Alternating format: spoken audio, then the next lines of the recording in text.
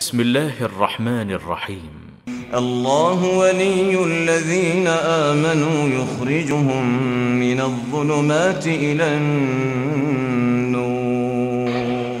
امام ابن عساکر نے کہا کہ صحیح ہے، صحیح ہے، وہ حدیث صحیح نہیں ہے. کیوں؟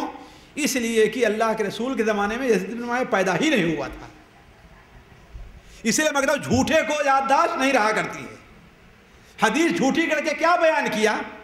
کہتے معاویہ ایک بار مدینہ منورہ میں جا رہے تھے، ان کے گود میں ایک بچہ تھا، تو آپ نے کہا کہ ایک جنتی شخص ایک جہنمی کو اٹھائے ہوئے ہے.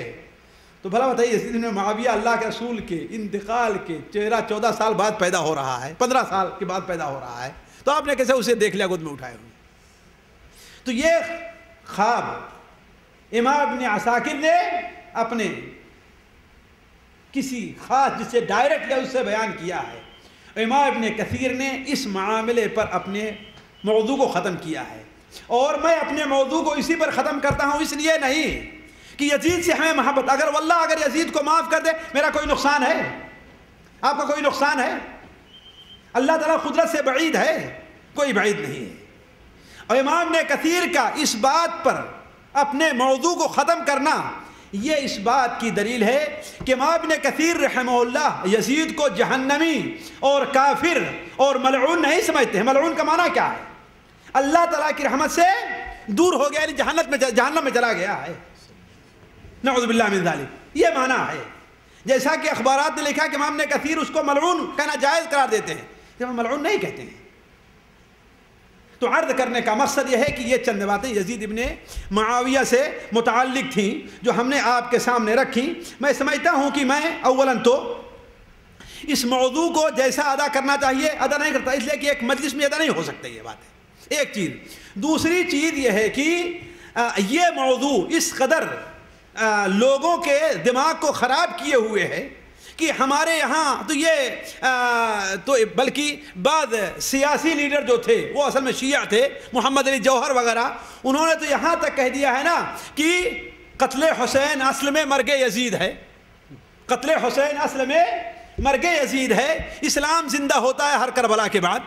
یہ بکواس ہے. بھلا بتائیے کربلا کے بعد کون سا اسلام زندہ ہوا؟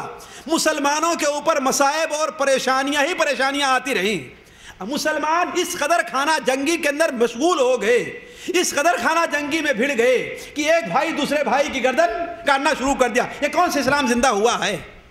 تو حضرت حسین رضی اللہ تعالیٰ عنہ کہ شہادت کا جو واقعہ ہے اس کی وجہ سے مسلمانوں کے اندر بڑی خرابیاں پیدا ہوئیں. اللہ تعالیٰ نے حضرت حسین رضی اللہ تعالیٰ عنہ کو شہادت کا مقام دے کر کے انہیں اعلیٰ مقام تک پہنچا دیا. کیوں؟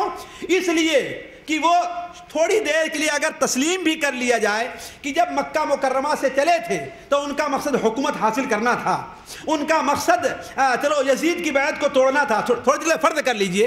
لیکن آخر میں آ کر انہوں نے کیا کیا؟ انہوں نے اس سے برات کا اظہار کیا اور مطالبہ کیا کہ میرا 3 چیزوں کا سوال ہے تم سے، مجھے واپس چلے جانے دو، مجھے یزید کے پاس جانے دو، مجھے سرحدی علاقے میں جانے دو.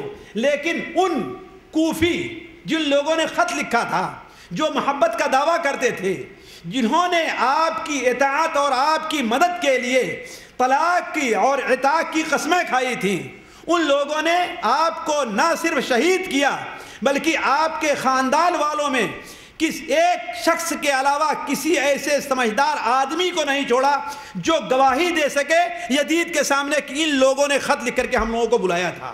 اور یہی نہیں کیا بلکہ حضرت حسین رضی اللہ تعالیٰ کے خیمے کے اندر آگ لگا دی تاکہ جتنے خطوط وہ موجود ہیں سارے کے سارے جل جائیں، یزید کو ہمارے خلاف کوئی ثبوت نہ مل سکے. تو میرے عرض کرنا کون سا اسلام زندہ رہا؟ تو اس قدر اس موضوع سے متعلق جھوٹ بولا گیا ہے.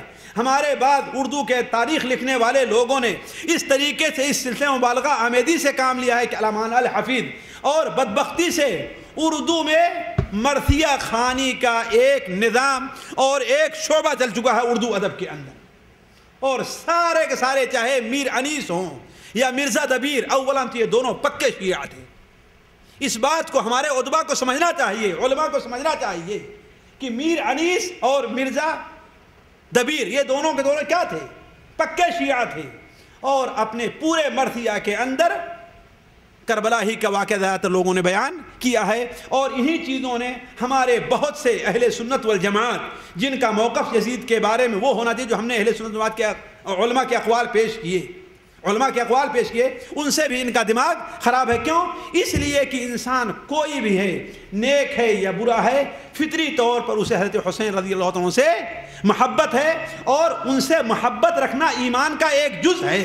بلکہ میں تو یہ کہتا ہوں کہ ان سے جو بغض رکھتا ہے اس کے ایمان کو کینسر اور کیڑا لگا ہوا اس کے علاج کرنے کی ضرورت ہے۔ نہ اس کی نماز اللہ کے ہاں قبول ہے، نہ اس کا روزہ اللہ کے ہاں قبول ہے۔ زاہد تیری نماز کو میرا سلام ہے، بے حب اہل بیت عبادت حرام ہے۔ یہ اہل سنت والجماعت کا ہمارا موقف ہے۔ سبحانک اللہم و بحمدک، اشہد ان لا الہ الا انت، استغفرک و اتوب الیک۔ اب میں وقت بہت اگرچہ ہو چکا ہے، لیکن ہمارے بھائی اگر کوئی اس سلسلے متعلق کوئی ضروری سوال کرنا چاہتے ہیں جس کی میں وضاحت نہ کر چکا ہوں تو کر سکتے ہیں۔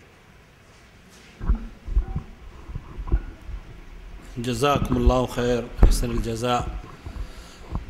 حضرات، یہ تھے وہ تاریخی شواہد جو فضیلت شیخ مقصود الحسن فیضی حفظہ اللہ نے ہمارے سامنے بیان فرمائے ہیں۔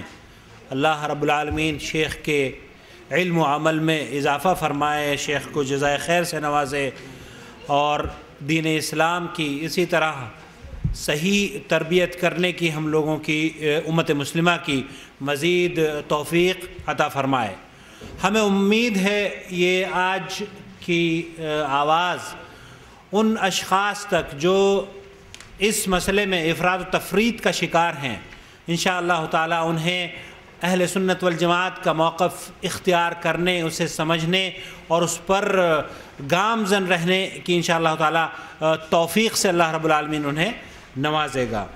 آپ حضرات کے لیے انشاءاللہ تعالی اب چونکہ رمضان اور حج کا سیزن ختم ہو گیا ہے، اور اب دروس کا سلسلہ انشاءاللہ تعالی پھر اسی طریقے سے اس کا آغاز کیا جائے گا باذن اللہ تعالی۔ آئندہ جو آنے والی جمعرات ہے، 1 جنوری کو عشاء کی نماز کے بعد انشاءاللہ شیخ توصیف الرحمان صاحب تشریف لا رہے ہیں۔ کلو 14 پہ جو آڈیٹوریم ہے، اس آڈیٹوریم میں شیخ توصیف الرحمان کا خطاب ہوگا، اور جو حضرات وہاں پر تشریف لائیں گے ان کو وہ طارق جمیل کی آواز کی جو ریکارڈنگ یا کیسٹ ویڈیو سی ڈی جو ہم نے ریکارڈ کی تھی رمضان میں، وہ انشاءاللہ تعالی بطور تحفہ ہر آنے والے کو پیش کی جائے گی۔ مختصر طور پر کچھ سوالات ہیں، رات بہت زیادہ ہو گئی ہے، اگر شیخ کہیں تو میں پیش کروں۔ لوگوں کا معاملہ ہے، مجھے کوئی جی، سوال یہ ہے کہ کیا وبائی امراض سے بچنے کے لیے احتیاطی تدابیر اختیار کرنا اسلامی تعلیمات کے منافی امر ہے؟ کیا پیغمبر اسلام نے کسی کوڑ کے مریض کے ساتھ ایک ہی تھالی میں کھانا کھایا تھا اور اسی دوران ان کا ہاتھ بار بار اس مرض میں مبتلا شخص کے ہاتھ کو چھو رہا تھا؟ بسم اللہ الرحمن الرحیم۔ دیکھیے، اسلام ایک ایسا مذہب ہے جس میں بہت گنجائش ہے، اور کسی بھی موضوع سے متعلق کوئی ایسی بات اسلام نے چھوڑی نہیں اور تشنا نہیں رکھی ہے۔ فرق یہ ہے کہ آدمی اپنے علم، اپنے سمجھ، اپنی فقہ اور اپنی دقت نظری سے کون کہاں تک پہنچ پاتا ہے، یہ اللہ تعالیٰ کی اپنک سے اسے دین ہے۔ جہاں تک وبائی امراض سے تعلق ہے، اس سلسلے میں بعض لوگوں کو شبہہ ہوتا ہے۔ کیوں؟ اس لیے کہ 2 متعارض حدیثیں آتی ہیں۔ ایک حدیث جو عام طور پر کتب حدیث کے اندر موجود ہے کہ لا عدوى ولا طیرہ، نہ ہی عدوہ کہتے ہیں اصل میں ایک مرض کا ایک شخص سے دوسری طرف تک متعدی ہونا، یعنی پہنچنے کا، جسے چھوا چھوت کی بیماری ہمارے ہاں اردو زبان میں کہا جاتا ہے۔ یعنی ایک شخص کو کوئی مرض ہے، اس کے پڑوس میں رہیے تو آپ کو وہی مرض لگ جائے، تو آپ نے فرمایا کہ عدوہ نہ ہے نہ ہی طیرہ یہ شگون لینا کہ چڑیا اگر الو کو دیکھ لیا تو ہمارا کام آگے نہیں بنے گا۔ جا رہے ہیں، آپ کے سامنے سے کوا ادھر گزر گیا، ارے اب تو جو ہے ہمارا دن پورا کا پورا منحوس ہوگا، اسے طیرہ کہتے ہیں، نحوست لینا، بدشگونی لینا۔ تو آپ نے فرمایا نہ عدوہ ہے نہ طیرہ ہے۔ اس سے بعض لوگ یہ سمجھتے ہیں کہ ہاں اسلام کے اندر احتیاطی تدابیر کی کوئی ضرورت نہیں ہے، حالانکہ یہ بات غلط ہے۔ بعض روایات میں اسی حدیث کے آخر میں ہے، آپ نے بیان فرمایا فر من المجذوب فرارک من الاسد، لا عدوہ ولا طیرہ، فر من المجذوب فرارک من الاسد۔ عدوہ اور طیرہ نہیں ہے، البتہ کوڑھی سے ویسے ہی بھاگو جیسے آدمی شیر سے بھاگتا ہے۔ کوڑھی، اس لیے کوڑ ایک ایسا مرض ہے جس کے اندر متعدی ہونے کی صلاحیت پائی جاتی ہے، جیسا کہ اطباء کہا کرتے ہیں، ٹی بی ہے، کوڑ ہے، اور اس طریقے سے طاعون ہے، اس طرح بہت سے، یا ڈینگو بخار آج کل جو چلتا ہے، یہ بخار ہیں، ان کے اندر اطباء ڈاکٹر لوگ کہتے ہیں کہ ایک سے دوسرے سانس کے ذریعے ہے، جراثیم کے ذریعے، کس ذریعے سے منتقل ہونے کی صلاحیت رہا کرتی ہے۔ تو آپ نے بیان فرمایا کوڑھی سے ایسے ہی بھاگو جیسے کہ آدمی کس سے بھاگتا ہے؟ شیر سے بھاگتا ہے۔ دیکھیے اب ظاہر بات ہے آپ صلی اللہ علیہ وسلم کے بیان میں تضاد نہیں ہو سکتا۔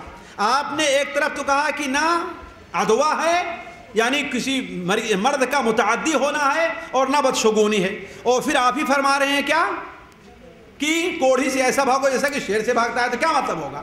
علماء کہتے ہیں اصل میں یہ ہے کہ زمانے جاہلیت کا یہ عقیدہ تھا کہ بعض ایسی بیماریاں ہیں کہ ان کے اندر خود اپنے طور پر بغیر اللہ تبارک و تعالیٰ کی تقدیر اور قضاء اور قدر کے ایک دوسرے شخص تک پہنچنے کی صلاحیت تھی۔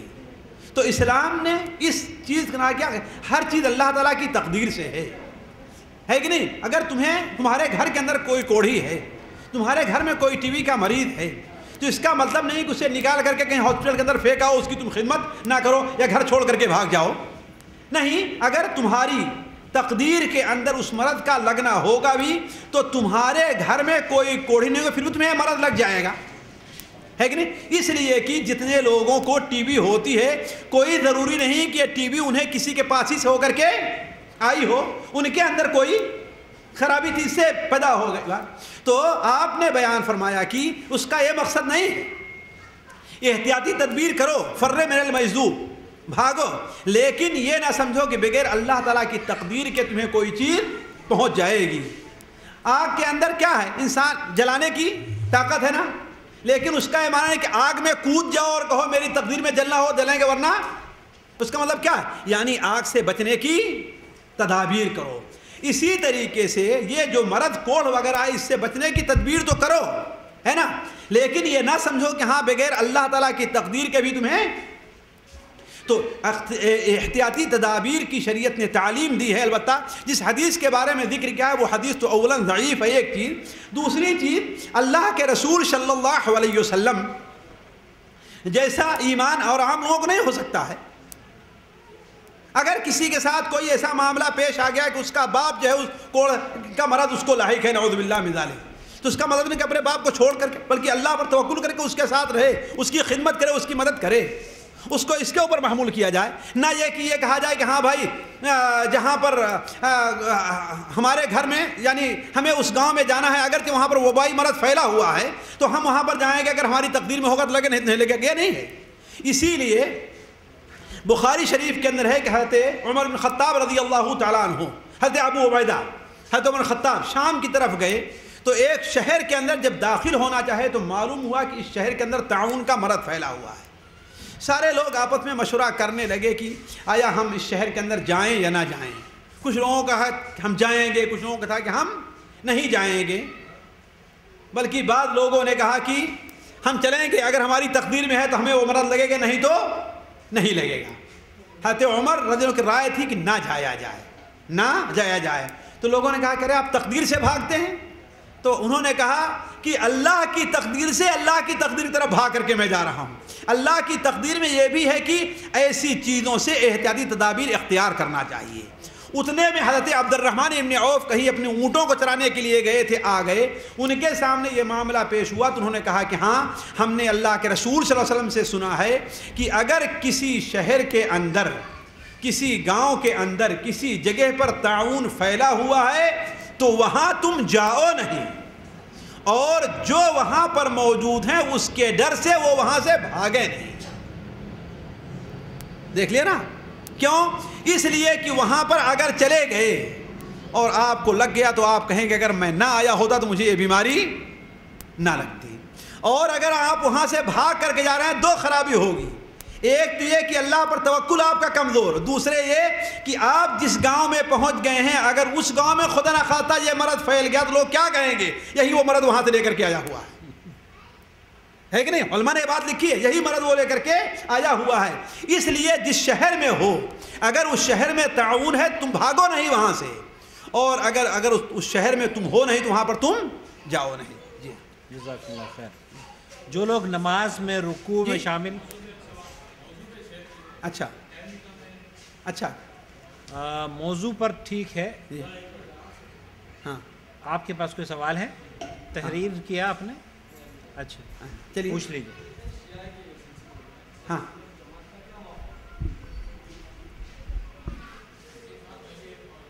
جی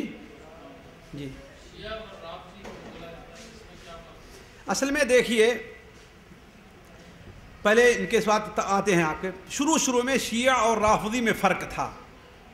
شیعہ وہ حضرات تھے جو حضرت علی رضی اللہ تعالیٰ عنہ سے محبت کا دعویٰ کرتے تھے، انہیں خلافت کا زیادہ حقدار سمجھتے تھے، انہیں بعد ان میں سے حضرت ابو بکر و عمر سے افضل سمجھتے تھے، لیکن حضرت ابو بکر و عمر سے براءت کا اظہار نہیں کرتے تھے، ان کو گالیاں نہیں دیتے تھے، انہیں